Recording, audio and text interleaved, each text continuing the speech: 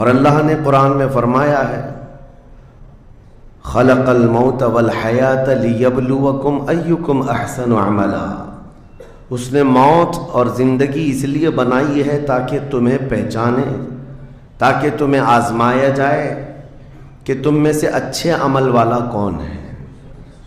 ہم دارالعمل اور دارالامتحان میں ہیں، یہ زندگیاں بہت تیزی سے ہماری گزرتی چلی جائیں گی، اور وہ فرمان مخبر صادق صلی اللہ تعالی علیہ وسلم آپ کے حوالے کرتا ہوں۔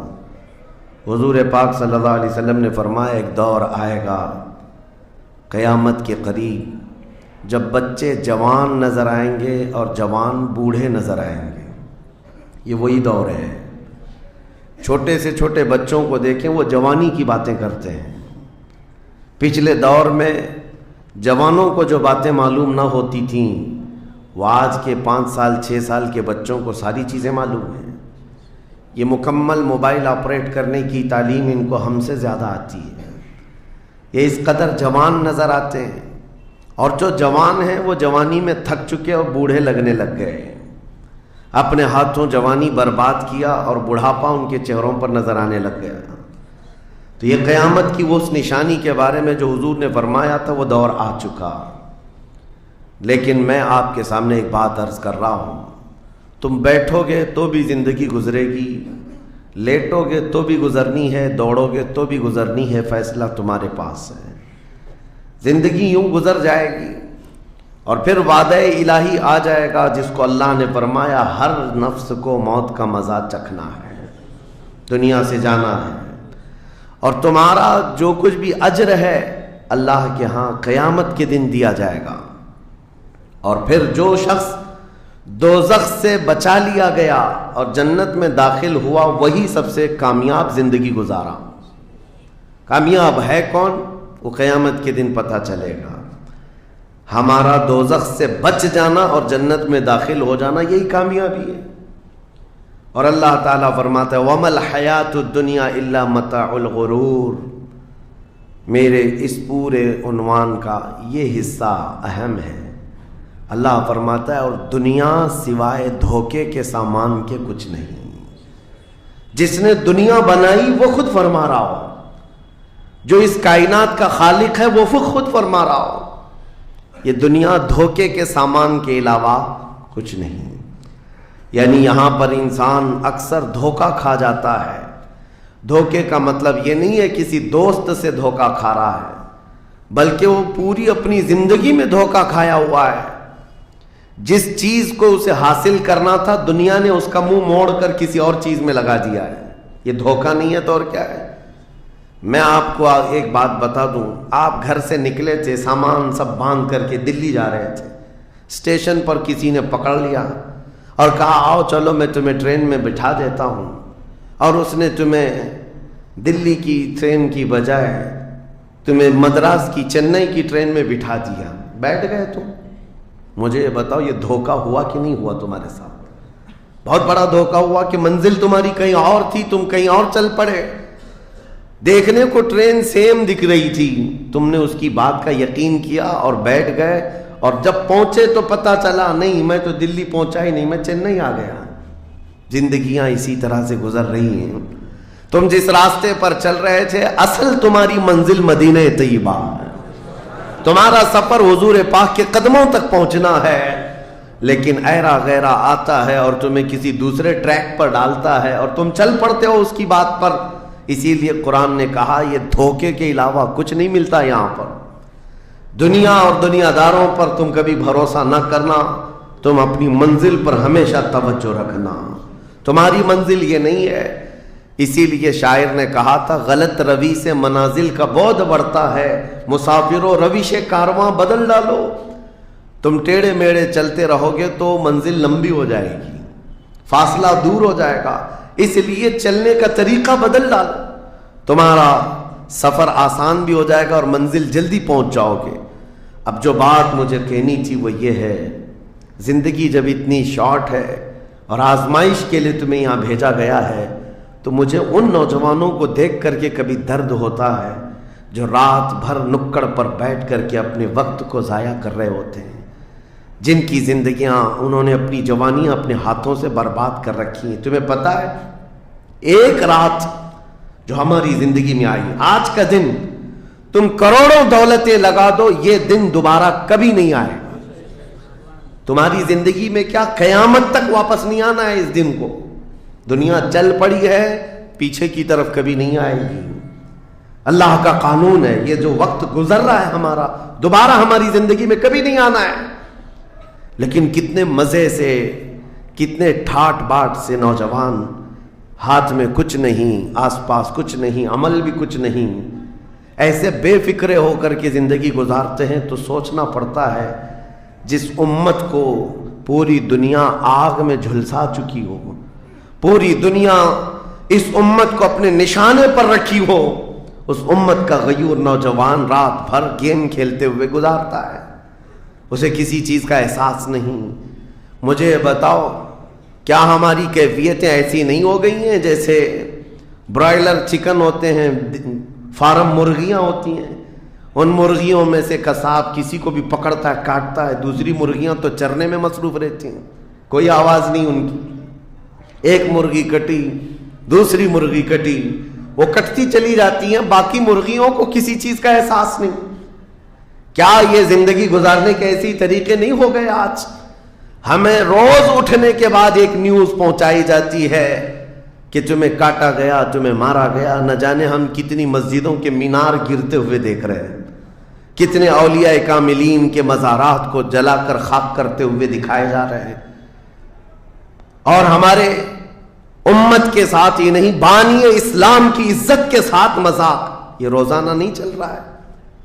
یہ تمام حالات کے بعد اب مجھے فکر اس بات کی ہوتی ہے، میاں جب ہمارے گھر میں جنازہ رکھا ہوتا ہے تو ہم کھانا تک نہیں بناتے چولہے پر گھر کے اندر، اور جب امت پر ایسے حالات گزر رہے ہوں تو کیا اس نوجوان کو یہ زیب دیتا ہے کہ وہ عیاشی میں رات گزارے؟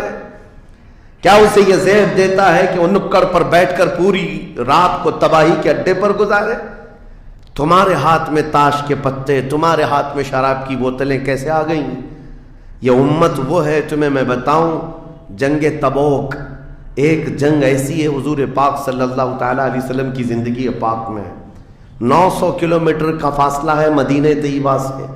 ہوا یہ تھا کہ ایک صحابی رسول حضور صلی اللہ تعالیٰ علیہ وسلم کے قاصد بن کر جا رہے تھے، اور بیچ راستے میں ایک عیسائی بادشاہ کے گنڈوں نے اس صحابی رسول کو گرفتار کیا اور ان کو ٹکڑے ٹکڑے کر قتل کر دیا. موب لنچنگ اس زمانے میں بھی ہو رہی ہوتی. یہ خبر جیسے ہی مدینہ طیبہ پہنچی، وہ لوگ ایسے نہیں تھے کہ انا للہ پڑھ کر خاموش ہو جاتے. صحابہ کرام کا جم غفیر مدینے میں جمع ہوا. عرض کیا یا رسول اللہ صلی اللہ علیہ وسلم آپ کا حکم کیا ہے؟ نبی کریم صلی اللہ تعالیٰ علیہ وسلم نے صحابہ کرام کو بھیجا. اس میں سپہ سالار کی تعداد کئی صحابہ کی تھی، اور جب یہ لشکر جرار مدینہ طیبہ سے نکلا 900 کلومیٹر دور چل کر کے گئے، اور وہاں جا کر کے جن لوگوں نے حضور کے ایک غلام پر ہاتھ اٹھایا تھا ان کے بخیے کھڑا کر دیے، اور ان کو الٹ پلٹ کر کے آئے اور لوگوں کو یہ میسج دیا تھا کبھی حضور کے غلاموں کی طرف چھیڑخانی نہ کرنا ورنہ پورا مدینہ باہر آ جائے گا. یہ یونٹی، یہ اتحاد، ان کے اندر یہ احساس میرے آقا صلی اللہ تعالیٰ علیہ وسلم نے پیدا کر رکھا تھا کہ کل مؤمن جسد واحد. حضور صلی اللہ تعالیٰ علیہ وسلم نے فرمایا کہ پورا جتنے مومن ہیں وہ سب ایک جسم کی طرح ہیں، ایک جسم کی طرح ہے. اذا اشتکى عضو تداعى له سائر الجسد بالسحر والحمى. جیسے ایک پارٹ کو اگر درد ہوتا ہے تو پورے جسم میں بخار آتا ہے. مومنوں کی کیفیت یہ ہونی چاہیے، لیکن احساس دھیرے دھیرے ختم ہوتا چلا گیا. آج ہماری پستی کا ایک سبب یہ بھی بتایا جاتا ہے جس کو شاعر نے کہا تھا قوت فکر و عمل پہلے فنا ہوتی ہے جب کسی قوم کی شوکت پہ زوال آتا ہے. سوچنے سمجھنے کی صلاحیت پہلے ختم ہو جاتی ہے.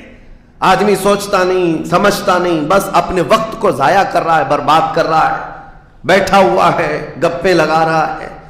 میں آپ کو بتاؤں ہماری عمروں کا احتساب ہونا چاہیے. ہماری زندگی کو گن کر کے دیکھیں کتنے سال کے ہیں ہم، 25 سال، 30 سال، 35 سال، 40 سال، اور اس کے بعد گنو ہم سے کیا ہو سکا ہے اس دنیا میں، ہم اس دنیا میں کیا کر چکے اب تک؟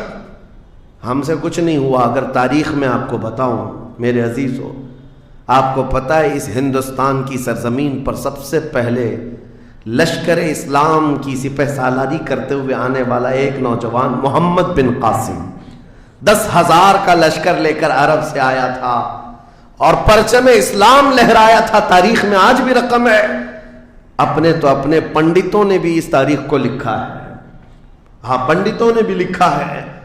اور یہ محمد بن قاسم 10,000 کی سپہ سالاری کے ساتھ ہندوستان میں آ کر اسلام پھیلایا۔ عمر کیا تھی؟ صرف 19 سال کی عمر تھی۔ 19 سال کی عمر میں یہ عظیم کارنامہ انجام دینے والا، انہوں نے اپنی عمر کا صحیح استعمال کیا، اپنی ایج کو برباد نہیں کیا، ضائع نہیں کیا۔ طارق بن زیاد، جس کا یورپ بھی قائل ہے، جبل الطارق آج بھی ایک مقام ہے یورپ میں جس کو جبرالٹر کہا جاتا ہے، یہ حضرت طارق بن زیاد کے نام سے ہے۔ یہ پہلا سپہ سالار ہے جس نے پوری دنیا کے سامنے وہ عزم پیش کیا تھا۔ یورپ کی سرزمین پر جب کشتیاں لے کر پہنچے تھے یہ مومنین کی تعداد، وہ طارق بن زیاد ہی ہے جس نے پوری کشتیوں کو آگ لگا دیا تھا، کہا تھا کہ ہم پیچھے مڑ کر جانے والوں میں سے نہیں ہیں۔ جتنے ساتھ آئے تھے سمندر پار کر کے، کشتیوں کا سفر تھا، کشتیاں لکڑی کی بنی ہوئی، آگ لگا دیا اور کہا اب اس عزم کے ساتھ اترو، یا تو ہماری قبر بنے گی یا تو ہمارا جھنڈا لہرائے گا۔ میرے عزیزو، عمر 22 سال کی تھی طارق بن زیاد، اور ایک دو نہیں، میں تمہارے سامنے مثالیں رکھوں۔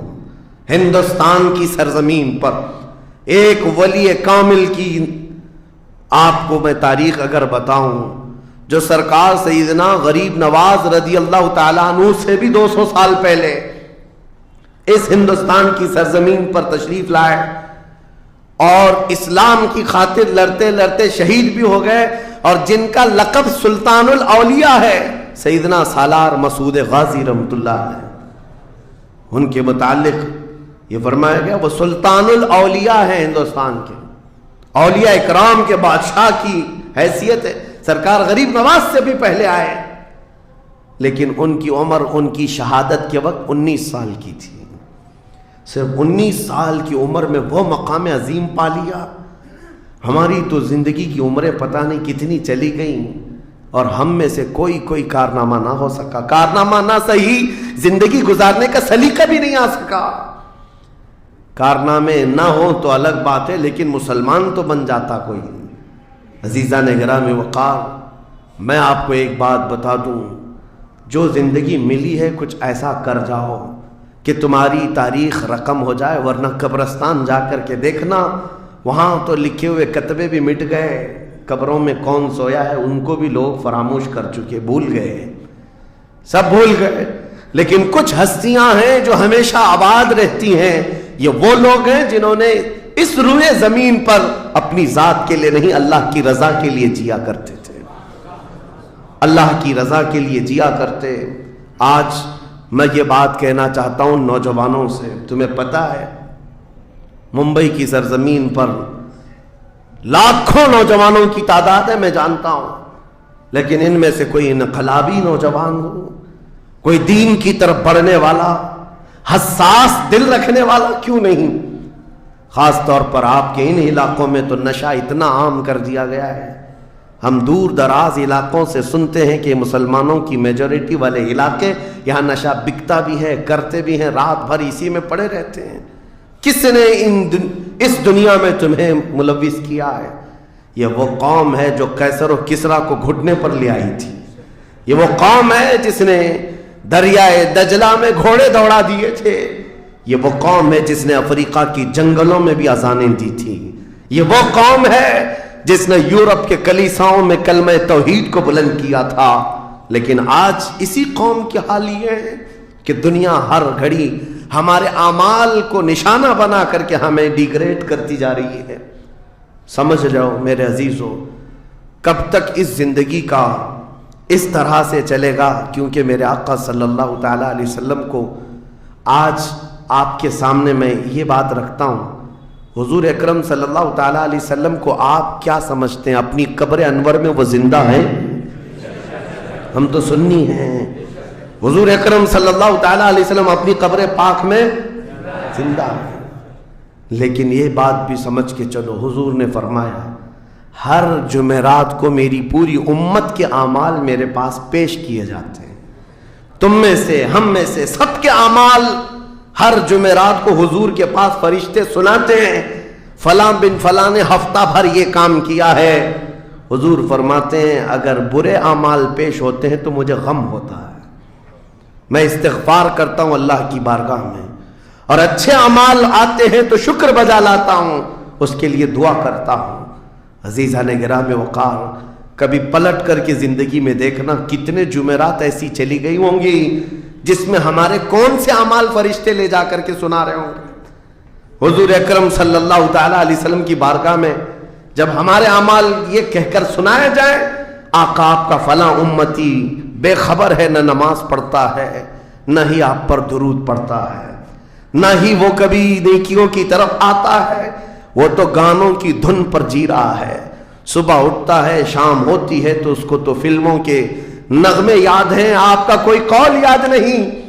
بتاؤ میرے آقا صلی اللہ تعالیٰ علیہ وسلم کو فرشتے جب ہمارے متعلق یہ خبر دے رہے ہو، کیا حضور پاک صلی اللہ تعالیٰ علیہ وسلم کو اس بات کا قلق نہیں ہوتا؟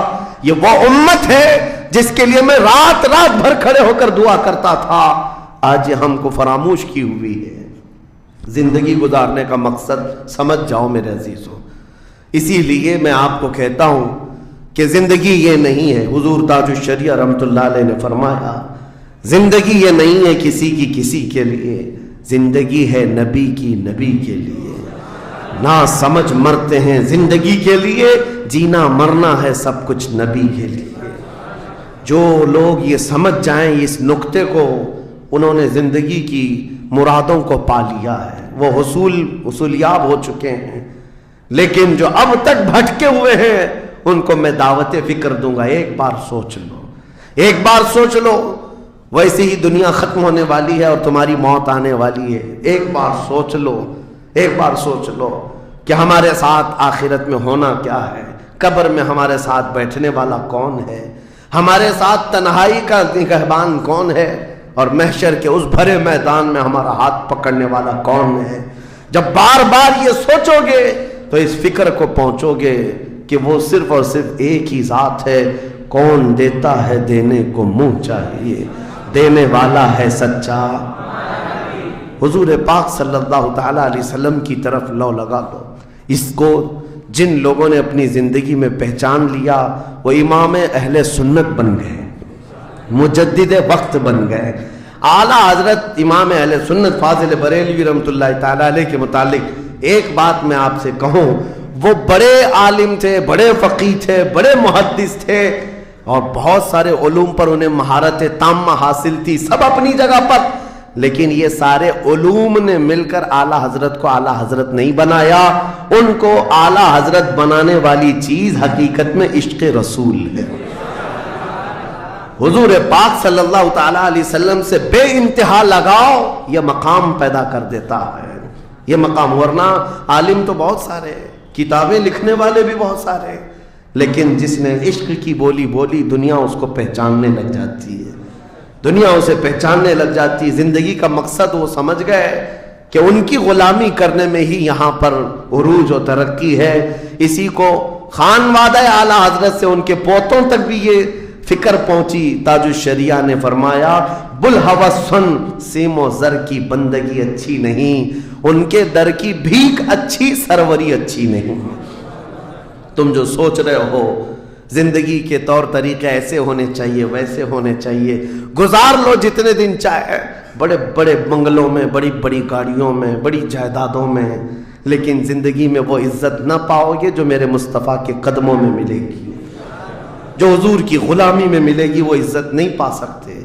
عزیزان گرامی وقار، نبی کریم صلی اللہ تعالیٰ علیہ وسلم کے ان صحابہ کو دیکھتے ہیں جنہوں نے زندگی کو ضائع نہیں کیا، ایک پل بھی ضائع نہیں کیا۔ آج میں آپ کو اسی لیے کہہ رہا ہوں، موت آنے والی ہے، اس سے پہلے ایک وقت بھی، ایک لمحہ بھی ضائع ہونے مت دینا، برباد ہونے مت دینا۔ جو وقت ہے، میں مصر میں دیکھتا تھا بسوں میں بھی، اور کبھی کبھار ٹکٹ کاؤنٹر پہ جو لائن لگی رہتی تھی، ایک اسٹیکر لگایا گیا تھا، اکثر جگہوں پر یہ اسٹیکر پڑھنے کو ملتا تھا، اجعلوا الانتظار فی الاستغفار۔ یہ جو ویٹنگ ٹائم ہے، اس کو خالی کھڑے ہو کر کے مت گزارو، اتنی دیر استغفار کرو اور درود پاک تو پڑھو، وقت کو ضائع نہ کرو۔ تمہارے پاس اللہ نے وقت دیا، بیٹھے ہو تو پڑھو، کھڑے ہو تو پڑھو، کیونکہ یہ وقت تمہارا بربادی میں نہیں لکھا جائے گا، تمہارا یہ وقت ضائع کرنے والوں میں نہیں لکھا جائے گا۔ عزیزان گرامی وقار، آپ کو میں ایک بات بتا دوں، جن لوگوں نے اپنی زندگیوں میں بڑے بڑے محلات بنائے، آج ان کے لیے بھی تاریخ ہے، مگر کس انداز سے، کس انداز سے۔ آج دنیا نے آپ کو ایسے ڈائیورٹ کر رکھا ہے، جو کام ہونے کے تھے وہ نہیں کرنا ہے آپ کو، لا یعنی کاموں میں مصروف ہو گئے، جو چیز تمہارے حصے کی تھی ہی نہیں اس پر انرجی خرچہ کرتے رہ گئے، اور جو چیز تمہارے کام کی تھی اس کو تو بھول ہی گئے۔ آپ کو میں ایک بات بتا دوں، ہو سکتا ہے شاہ جہاں نے تاج محل بنایا، اور پھر بادشاہ قطب الدین کے زمانے کے نشانیاں موجود ہیں، لال قلعے بن گئے، قطب مینار بن گیا، بڑی بڑی عمارتیں ہیں، لوگ اوپر سے نیچے دیکھنے کے لیے آتے ہیں، لیکن میں یہ کہتا ہوں یہ کوئی کمال کی چیزیں تھی نہیں، کمال کی چیزیں تھی نہیں۔ لاکھوں لوگوں کی محنتیں بھی لگی، پیسہ بھی لگا، اور بڑی عمارتیں کھڑی کر کے چلے گئے۔ ہزاروں کی تعداد میں تاج محل میں لوگ جاتے ہوں گے، تاریخ تو لوگوں کو تھوڑی بہت تو پتہ ہوگی کہ اپنی بیگم کی محبت میں بنایا ہوا ایک محل ہے، اور بیگم کی قبر بھی وہاں ہے، لیکن جانے والے کبھی کسی کو سنا ہی نہیں کہ ایک فاتحہ بھی کوئی پڑھتا ہوا نظر آتا ہے۔ وہ تو پکنک پوائنٹ ہے، ٹورسٹ ایریا ہے، جائے دیکھے آئے۔ لیکن میرے عزیزو، یہ بڑے بڑے محلات اپنی ناموری کے لیے بنا کر تو چلے گئے، لیکن آؤ بریلی شریف کی سرزمین پر ایک مدرسہ جو اعلیٰ حضرت نے بنایا، مبارک پور کی سرزمین پر جامعہ اشرفیہ جو حضور حافظ ملت نے بنایا، یہ عمارتیں آج بھی دعوت دے رہی ہیں، ایک دو نہیں، ہر سال ہزاروں کی تعداد میں عالم اور مفتی وہاں سے نکلا کرتے ہیں۔ یہ کام کی چیزیں تھی جو بزرگوں نے کر دیا کہ امت کو ایسا کچھ دے جاؤ کہ وہاں سے آنے والا کچھ فیض اٹھا کر کے جائے۔ تاج محل لے کر کے کیا کرنا ہے؟ پیسے کمانا ہے یا ٹورسٹ ایریا بنانا ہے؟ لیکن ایک ایسا ادارہ جس میں پڑھ کر کے دنیا روشن ہوتی اور آخرت بھی روشن ہوتی۔ ہم سنیوں کے ہاں یہ چیزوں کی ضرورت تھی، ہمیں لا یعنی چیزوں میں مصروف کر دیا گیا ہے۔ میں اب تو آپ کو پتہ ہی ہوگا، مجھے تو جلسوں والا آدمی بنا دیا گیا، جہاں دیکھو پروگرام جلسے۔ میں اصل میں جلسوں والا آدمی تھا ہی نہیں، میں فیلڈ ورک کرنا پسند کرتا ہوں، کسی علاقے میں رہ کر کے قرآن کی تفسیر کرنا اور لوگوں کے درمیان رہنا۔ لیکن مسلسل سفر کا ایک تجربہ میں آپ کو بتا رہا ہوں، ہوں گے یہاں پر بھی بہار بنگال والے، سب ہوں گے، بہار والے، بنگال والے، جھارکھنڈ والے اتنے جلسے کرتے ہیں، 365 دن بھی اگر ان کو تاریخ دی جائے تو بھی کم ہے۔ ایک اینالائز کرنے والے بہار کے رپورٹر ہیں، انہوں نے رپورٹ لا کر کے ہمارے سامنے بتائی کہ حضرت 2022 میں اسٹیٹ آف بہار میں 4000 جلسے ہوئے، 4000 جلسے۔ میں ان کا مخالف نہیں ہوں، لیکن ایک فکر آپ کو بتا رہا ہوں، 4000 جلسے، جن میں سے ہر جلسے کا کم سے کم خرچہ 5 لاکھ روپے، اس سے کم خرچہ کرتے نہیں، 6 مہینے چندہ کرتے ہیں، اس کے بعد بڑا جلسہ کرتے ہیں۔ کیلکولیشن کر کے دیکھا گیا تو سال میں 2000 کروڑ روپے خرچے ہوں گے، 2000 کروڑ روپے۔ میرے عزیزو، ٹھیک ہے یہ سب اپنی جگہ پر، لیکن پورے اسٹیٹ پر گھوم کر کے دیکھیں تو مسلمانوں کے نام کی ایک یونیورسٹی بھی نہیں ہے، کوئی ایک بڑا ادارہ نہیں قائم کر سکے۔ 2000 کروڑ کی بھاری رقم سال بھر خرچ کرنے والا غریب اسٹیٹ جس کو لوگ سمجھتے ہیں، میرے عزیزو میں یہ بات اس لیے عرض کر رہا ہوں، جن چیزوں میں تمہارا ذہن الجھ گیا یہ وہ تمہارے کام کی نہیں تھی۔ اعلیٰ حضرت نے بہت پہلے فرمایا تھا یہ دنیا کا حال یہ ہے، شہد دکھائے زہر پلائے۔ یہاں پر چکا چوند دکھنے والی چیزیں وہ تمہارے حق کی نہیں ہے۔ اور ممبئی والے کیا کرتے ہیں؟ وہ تو بہار والے جلسوں میں ہیں، ممبئی والے کھچڑا کمپٹیشن کرتے ہیں۔ ہاں، اس محلے میں 51 دیگ بنی ہے تو ہمارے ہاں 60 دیگ بنے گی، 70 دیگ بنے گی۔ اور کھاتا کون ہے؟ جو پہلے سے کھائے ہوئے لوگ ہیں، دن بھر 5 ٹائم کھانے والے لوگ ہی کھچڑا کھا رہے ہیں۔ ثواب تو ان کے لیے تھا اس غریب کو کھلانے پر جس کے گھر میں ایک روٹی ہے تو دوسری روٹی نہیں ہے۔ کھلانا بالکل ثواب ہے، حدیثوں میں ملتا ہے، کھلانے سے بڑھ کر کے ثواب نہیں ہے، پہنانے سے بڑھ کر۔ سرکار غوث پاک کا یہ فرمان بھی ہے، میں نے ساری نیکیوں کو الٹ پلٹ کر کے دیکھ لیا، رحمان کو 2 نیکیاں سب سے زیادہ پسند ہیں، ایک بھوکوں کو کھلانا، ننگوں کو پہنانا، یہ 2 چیزیں۔ لیکن یہاں پر کن لوگوں کو کھلایا جا رہا ہے؟ ہم ہی لوگ تو کھاتے ہیں۔ ہمارے گھر میں بھی کھانا بن رہا تھا، ایک دن سڑک پہ بنا لیا، انٹرٹینمنٹ کر رہے ہیں۔ اور اس پر آپ یہ نہ سمجھیں کہ میں ان تمام چیزوں کا مخالف ہوں، کرو جتنی حیثیت ہے اتنی کرو، لیکن یہ نہیں ہے کہ ہمارا سارا کا سارا دار و مدار اسی پر ہے۔ سنیت اسی کا نام نہیں، ہونا تو یہ چاہیے تاکہ ہمارے پاس ایسا مضبوط قلعہ ہوتا جو ہر زمانے میں میرے مصطفیٰ کی عزت پر پہرا دینے والے سپاہی وہاں پر تیار ہو رہے ہوتے۔ ہمارے پاس نہیں ہے ان تمام چیزوں کی، اس لیے مجھے درد ہوتا ہے اس بات کا کہ ہم نے جن چیزوں کے لیے اللہ تعالیٰ سے امانت لی تھی، ہمیں اللہ تعالیٰ نے نوازا تھا، وہ ہماری رقم بھی غلط جگہ جاتی ہے، ہماری زندگی کا وقت بھی غلط جگہ جا رہا ہے۔ عزیزان گرامی وقار، ان سب چیزوں کا سوال ہوگا قیامت کے دن ہم سے، ہر چیز کا سوال ہوگا۔ اگر ہم نے وقت کو ضائع کیا ہے اور اپنا مال بھی غلط جگہ استعمال کیا ہے، ہر جگہ ہماری پکڑ ہوگی، ہماری پکڑ ہوگی۔ ایک ہفتہ قبل میں نے سنا، ہمارے چاہنے والے ہیں عزیز، انہوں نے کہا ایک درگاہ پہ گئے تھے، سنا ہے ایک بہت بڑے سیٹ ہیں، وہ 2.25 کروڑ کا صرف دروازہ بنا رہے ہیں اللہ کے ولیوں کے آستانوں پر۔ میرے عزیزوں، یہ اللہ کے وہ ولی ہیں، نہ تمہارے دروازے کے محتاج ہیں، نہ تمہاری چادر کے محتاج۔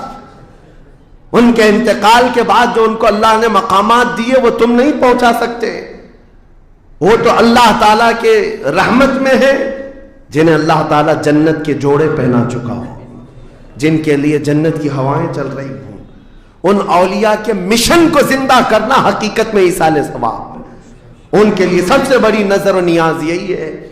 ماررہ مطہرہ میں حاضر تھا، بڑی خوشی ہوئی، صاحب سجادہ نے بڑھ کر کے یہ اعلان کیا تھا، آنے والے زائرین جتنے سنی آتے ہیں، ہم ان سب سے کہتے ہیں کہ ہمارے اولیاء جتنے یہاں آرام کر رہے ہیں، ان اولیاء کو جو چادریں ڈالنی تھی وہ ہم ڈال چکے، تمہاری طرف سے اب کسی چادر کے لانے کی ضرورت نہیں، اور اگر لانا ہی چاہتے ہو ایک دوپٹہ لے جاؤ اور غریب بہن کے سر پر اڑا دو۔ یہ پیغامات تھے خانقاہوں کے، حقیقت میں یہی امت کا کام ہے۔ عزیزان گرامی وقار، لا یعنی کاموں میں پڑھ کر کے ہمارا وقت جو برباد ہوا اس کی تلافی مشکل ہے، بہت مشکل ہے۔ اس لیے میں صرف یہ میسج دینا چاہوں گا کہ زندگی کے اس پوائنٹ پر آج ہم آ چکے ہیں جہاں آندھیاں، طوفان، ہر طرح سے ایک بہت بڑی آزمائش میں ہم گرفتار ہیں۔ کن کن چیزوں کا علاج کیا جائے سمجھ میں نہیں آتا۔ کبھی کبھار میں بیٹھ کر سوچتا ہوں، گھر میں اگر گیس کا پائپ بھی لیک ہو گیا، آگ بھی لگی ہے، پانی کا پورا فوارہ بھی آ رہا ہو، کچرا بھی گرا ہو، تو آدمی سوچنے لگ جاتا ہے کس چیز کو روکوں، پانی کو روکوں، گیس کو روکوں، آگ کو روکوں، کچرا اٹھاؤں، کیا کروں سمجھ میں نہیں آتا۔ یہ حالات آج ہمارے ساتھ ایسی ہو گئے، ہم کن کن چیزوں کا مقابلہ کریں سمجھ میں نہیں آتا، اور پھر اس پر مزید جب ہم اپنی قوم کی طرف دیکھتے ہیں، یہ تو گیم چلاتے ہوئے مزے سے بیٹھے ہوئے ہیں، ایسا لگتا ہے انہیں کسی چیز کی فکر ہی نہیں۔ شاعر نے کہا تھا جگہ جگہ کے تھک چکے ہیں تمہیں یہ ہنگامے، نشاط لذت خواب گراں بدل ڈالو، اٹھو وہ گر نہ حشر نہ ہوگا پھر کبھی، دوڑو کہ زمانہ چال اپنی چل گیا۔ میرے عزیزوں، بس وقت کا احساس تمہارے اندر آ جائے، ضائع نہ کرو۔ میرے آقا صلی اللہ تعالیٰ علیہ وسلم کی ایک بات میں تمہیں بتا دیتا ہوں۔ آپ یہ سوچتے ہیں بہت سارے نوجوان خالی فالتو اسی لیے بیٹھے ہوئے، میرے سٹیٹس کے مطابق کام نہیں ملتا، میرے سٹینڈرڈ کے مطابق مجھے کام نہیں ملتا، برباد کیے جا رہے ہیں اپنی زندگی اور لوگوں پر بوجھ بنے ہوئے ہیں۔ میں ان کے بارے میں بتاتا ہوں۔ سید الانبیاء رسول مختار صلی اللہ تعالیٰ علیہ وسلم اگر وہ چاہیں تو روزانہ ان کے گھر جنت کا دسترخوان اترے، اگر وہ چاہیں تو سونے اور چاندی کے محلات میں زندگی گزاریں، لیکن جانتے ہو نبی کریم صلی اللہ علیہ وسلم ایک دن سیدہ فاطمہ الزہرا کے گھر آئے، دیکھا حسنین کریمین تاک میں دب کے ہوئے بیٹھے، پیٹ پیٹ سے لگا ہوا ہے، آنکھیں اندر ہیں، حضرت فاطمہ بھی بیٹھی ہوئی، آواز کسی کی نہیں۔ حضور رحمت عالم صلی اللہ علیہ وسلم نے پوچھا فاطمہ کیا حال ہے، گھر میں خاموشی کیوں ہے؟ سیدہ کائنات نے کہا ابا جان پچھلے 4 دن سے ہمارے گھر میں کوئی کھانا نہیں۔ حضور پاک صلی اللہ تعالیٰ علیہ وسلم نے یہ نہیں فرمایا کہ ابھی بلاتا ہوں جبرائیل کو، ابھی دسترخوان لاؤ، ابھی میرے گھر کے کھانے کے انتظامات کرو۔ چاہتے تو حضور آرڈر دے دیتے، ساری نعمتیں آ جاتی، لیکن حضور نے کیا فرمایا سنو۔ فاطمہ الزہرا سلام اللہ علیہا سے کہتے فاطمہ انتظار کرو، تمہارا بابا جائے گا، یعنی خود اپنے بارے میں کہتے میں جاتا ہوں، دیکھتا ہوں کوئی مزدوری مل جائے، میں کام کر کے اپنے بچوں کو کھانا لے کر کے آؤں گا، کام کر کے کھانا لاؤں گا، مانگ کر کے نہیں۔ حضور رحمت عالم صلی اللہ تعالیٰ علیہ وسلم جو سید الانبیاء ہیں، جن کے قدموں کا بوسہ جبرائیل امین لیتے ہوں، وہ چل کر کے مدینے کے باہر آئے، گرمی کی تپش الگ ہے، دھوپ ہے، باہر آئے، ایک باغیچہ تھا جس میں مالی کام کر رہا تھا، باغبان۔ حضور رحمت عالم صلی اللہ علیہ وسلم اس کے پاس جا کر پوچھتے ہیں تیرے باغیچے میں کوئی کام کرنے کے لیے ہے، کام مل سکتا ہے؟ اس نے کہا ہاں کام مل سکتا ہے، آؤ میرے باغیچے میں کنواں ہے، ڈول ڈالو، پانی اٹھاؤ، ایک درخت کو پانی ڈال دینا، بدلے میں 2 کھجوریں دوں گا، اجرت صرف 2 کھجوریں۔ رسول رحمت صلی اللہ تعالیٰ علیہ وسلم فرماتے مجھے منظور ہے۔ گئے اور جا کر اپنے ہاتھ سے رسی لے کر ڈول کنویں میں ڈالا، پانی کھینچتے تھے، جب ڈول بھر کر آتا اپنے کندھے پر اٹھاتے اور درخت پر لے جا کر پانی ڈال کر آتے، ایک درخت پر ایک مٹکا، ایک ڈول پانی ڈالا تو مالک نے 2 کھجوریں دی، باغیچے کے مالی نے 2 کھجوریں دیں، دوسرا ڈول اٹھایا پھر کھجوریں ملی، تیسرا ڈول اٹھایا 6 کھجوریں لی، چوتھا ڈول حضور نے ڈالا تھا کہ رسی ٹوٹ گئی، ڈول کنویں میں گر گیا۔ باغیچے کا مالک یہ دیکھتا ہے، وہ پہچانتا نہیں تھا، غصے میں آتے ہی سیدھے حضور پر ہاتھ اٹھا دیا، کہا کہ تمہیں کام نہیں آتا، میری رسی توڑ دیا۔ رسول کریم صلی اللہ تعالیٰ علیہ وسلم نے پلٹ کر کچھ نہیں کہا، وہ رحمت عالم صلی اللہ تعالیٰ علیہ وسلم تھے، وہ 6 کھجوریں لے کر کے واپس مدینے آئے، کہا فاطمہ کہاں ہیں بچے، کہاں ہیں؟ یہی 6 کھجوریں حضور نے لا کر اپنے منہ سے چبا کر ان بچوں کے منہ میں ڈالا اور کہا آج تک روئے زمین پر کوئی نبی ایسا نہیں آیا، 1,24,000 کم و بیش نبیوں میں ہر نبی نے اپنے ہاتھوں کی کمائی کھائی ہے، اپنے عمل کی کمائی کھائی ہے۔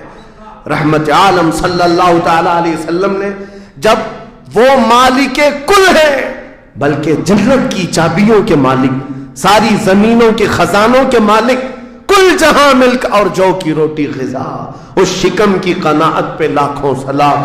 वो लंबे लंबे हाथों से भीख देने वाले आका, सब कुछ होने के बावजूद अगर किसी एक बागीचे में डोल उठाकर पानी भरते हो तो इसीलिए नहीं कि उनके यहां कोई मजबूरी थी, बल्कि उम्मत को यह दर्स देना था, ऐ उम्मत के गयूर नौजवानों, तुम कभी खाली न बैठना, मुझे देखना और अमल करते रहना, और अल्लाह ताला तुम्हें दरवाजे रिस्क के जरूर खोले।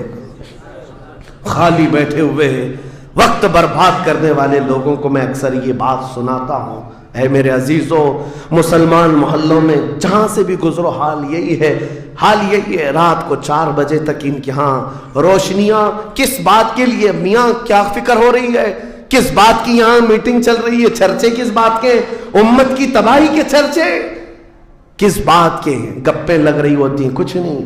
उन दूसरी कौमों को देखो जो फजर से पहले उठकर कामों पर भाग जाती हैं, सूरज डूबने से पहले वो घरों पर आ जाते हैं। आज तुम्हारे अखलाक और किरदार किसी और ने ले ली, एडॉप्ट कर लिए, और तुमको लोगों को ऐसा छोड़ दिया गया बेकायद के, बेक़ियादत के।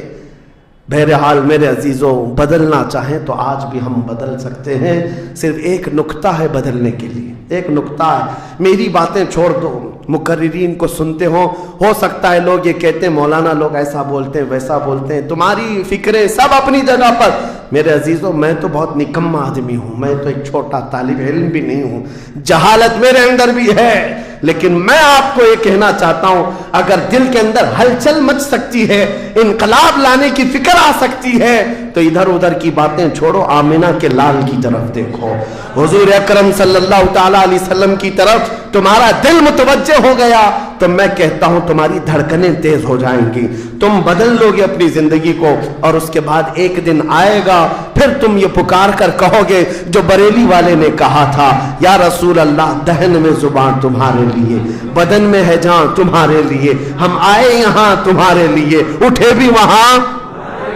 हुजूर के लिए। जीने का सलीका मिल जाएगा, लेकिन शर्त सिर्फ इतनी है, आज से एक वजीफा दे करके जा रहा हूं। जुमा को, पहले भी मैंने एक बार कहा था, जब भी जुमा आए घर पर अब जाते हैं, घरों में अच्छा खाना बनता है, मेरे अजीजों अपने बच्चों को ले लो, बैठ जाओ दस्तरखान पर, लेकिन घर में ये कानून लगा देना, बीवी भी बैठे, माँ भी बैठे, बहन भी बैठे, बच्चे भी बैठे, जिसके घर में जितने लोग हो दस्तरखान पर बैठे, उस वक्त तक हम लुकमा नहीं उठाएंगे जब तक 100 मरतबा मेरे मुस्तफा पर दुरूद न पढ़ ले। हुजूर सल्लल्लाहु ताला अलैहि वसल्लम को याद करने का माहौल घरों में आ जाए, फिर देखना जिंदगी की बहारें तुम अपनी जिंदगी में देख लोगे। हर गली में इंशाअल्लाह अज़ीज़ ये माहौल बन जाए, फिर कोई बाहर से आया हुआ अजनबी तुम्हारे मोहल्ला में आकर कहेगा ये मुंबई का मोहल्ला नहीं, मदीने की गली नजर आती है, यहाँ से खुशबुएं मुस्तफा नजर आती है। हमारी औरतों के अंदर, हमारी बच्चियों के अंदर पर्दे की पाबंदियां हमारी तकरीरों से नहीं, हुजूर की मोहब्बत से आ सकती है। नौजवानों के अंदर नशा से नफरत तकरीरों से कम, लेकिन मेरे मुस्तफा की मोहब्बत से आ सकती है, क्योंकि हदीसों में हमने पढ़ा है वो मदीने के लोग जो 50-50 साल पुरानी शराब पीते थे, एक फरमाने मुस्तफा क्या आया, उन्होंने अपने पुराने मटके तक तोड़ डाले, लबों तक लगी हुई शराब को पटक दिया कि अब नहीं, इसलिए कि मुखबिर सादिक ने फरमा दिया है, रहमत आलम ने फरमा दिया है, ये मोहब्बत का तकाजा तुम्हें हर बुराई से दूर ले आएगा। इसी को इकबाल ने कहा था कि मोहम्मद से वफा तूने तो हम तेरे हैं, ये जहां चीज है क्या लौहो कलम तेरे, हर चीज का इलाज इसमें मुज़मर है, हर चीज का इलाज इसमें पोशीदा है। सच कहा करते थे बचपन में जो शायर हम सुनते आते थे, हर दर्द की दवा है सल्ले अला मोहम्मद, तावीज हर बला है सल्ले अला मोहम्मद। हुजूर का नाम पाक हर दर्द के लिए दवा भी है, शिफा भी है, और बीमारियों से छुटकारे के लिए कंसंट्रेशन, एक जगह तवज्जो मरकूज कर लो। आज से अपने दिल में ये एहसास पैदा करो मैं इसका उसका नहीं हूं, लोगों ने मुझे बना रखा है, ये उसका फैन है, इसका फैन है, नहीं। बेदम वारसी को पढ़ो, क्या कहते थे अल्लाह वाले मेरे अजीजों, कहते हैं बारगाह मुस्तफा में यूं अर्ज करते हैं, सगे तैबा सब कह के पुकारे बेदम, यही रखियो मेरी पहचान मदीने वाले। ये दुआ करते थे बेदम वारसी कि ऐ अल्लाह के नबी, ऐ मदीने के ताजदार, सारी दुनिया मुझे मेरे बाप के नाम से नहीं मदीने का कुत्ता कह करके पहचाना करे। अपनी पहचान ये बना लिया कि दुनिया मुझे देखे तो आपके नाम से जोड़ करके देखे, यह उनका गुलाम है, यह उनका गुलाम है। इस बात पर तुम्हें भी फख्र होना चाहिए। जिंदगी ऐसी गुजारो कि दुनिया तुम्हें किसी और का नहीं, ताजदार मदीना का गुलाम कहने लग जाए। लेकिन लोगों को आज तकलीफ होती है, तुम तो अपना सब कुछ बदलने लग गए, दाढ़ी भी निकाल दो, टोपी भी निकाल दो, सेकुलर बन करके घूमो ताकि कोई पहचान न पाए। तुम खुद पहचान निकालना चाहते हो। मेरे अजीजों, फख्र के साथ मैं कहता हूं, आज जालिमों को चोटी रखने में शर्म नहीं आती तो तुम्हें हुजूर की दाढ़ी रखने में क्या शर्म आएगी। फख्र से कहो दुनिया में, मेरी दाढ़ी मेरी टोपी ये मेरा अमल नहीं है। दुनिया अगर नंगा घूमने पर फख्र करती है तो मैं आमिना के लाल के अखलाक पर फख्र करता हूं। फख्र होना चाहिए कि नहीं होना चाहिए। जिंदगी गुजारने के तौर तरीके ये हैं, हम बहुत जल्दी हुजूर के पास जाने वाले हैं, बहुत जल्दी कब्रों में उनकी जियारत करने वाले हैं, बहुत जल्दी हमारी आंखें बंद होंगी और कब्र में ले जाया जाएगा और वहां पर हुजूर का दीदार होना है। अकीदा है या नहीं? हुजूर का दीदार होना है। तो मेरे अजीजों, आज जुम्मा के लिए आते हो तो कपड़े बदल के आ जाते हो, अतर लगा के आ जाते हो, सुरमा लगा के आते हो। जिंदगी ऐसी गुजारो, जिस दिन मलकुल मौत बुलाए चलो चलना है हुजूर के पास, तो तैयार रहो, वो चेहरा लेकर जाना है जो हुजूर को दिखाना है, जो हुजूर को दिखाना है। सुन्नी तो वो है जो मरने से भी नहीं डरता और ये कहता है कि कब्र में जाने के बाद भी फरिश्तों से हम यही कहेंगे, अब तो पाए नाज से ऐ फरिश्तों क्यों उठो, मर के पहुंचा हूं यहां इस दिलरुबा के वास्ते, मर के पहुंचा हूं यहां इस दिलरुबा के वास्ते। हुजूर के लिए जीने वाला कभी मौत से भी नहीं भागता, डरता नहीं है। मौत उनके लिए हादसा है जिनको जलना है, जलना है, जलना है। हमारे लिए हादसा नहीं है। हमारा अकीदा यह है, हम इधर आंखें बंद करेंगे, उधर जियारत मुस्तफा होगी, हुजूर अकरम सल्लल्लाहु अलैहि वसल्लम की रहमत में जाएंगे। मौत से डरो मत, भागो मत। मेरे अजीजों, किसी अनजान जगह जा रहे हो तो डरना चाहिए। हमारा मानना यह है, जिस दिन हम जाएंगे हुजूर भी होंगे, सहाबा भी होंगे, गौसो ख्वाजा भी होंगे। इंशाअल्लाह अज़ीज़ जिंदगी ऐसी गुजारो कि उन अकाबिरीन की जमात में हम जाएंगे और मेरे आका सल्लल्लाहु ताला अलैहि वसल्लम हमें कबूल कर लेंगे। हुजूर ताजुश शरिया रहमतुल्लाहि ताला अलैह अपने जाने से पहले ये फरमा करके गए अपने एक नातिया दीवान में, या रसूल अल्लाह, मैं मरूं तो मेरे आका ये मलाइका से कहना इसे कोई मत जगाना, अभी आंख लग गई है, अभी आंख लग गई है। अल्लाह करीम हमें वो जिंदगी अता फरमाए जो दुनिया की थकन से चूर होकर जब आखिरत के सफर पर जाए तो मेरे आका की रहमत वाली झोलियां हमें सामने नजर आए, मेरे आका का हसीन चेहरे पाक हमारे कब्रों में नजर आए। अल्लाह करीम हम सबको जिंदगी जाया करने से महफूज फरमा।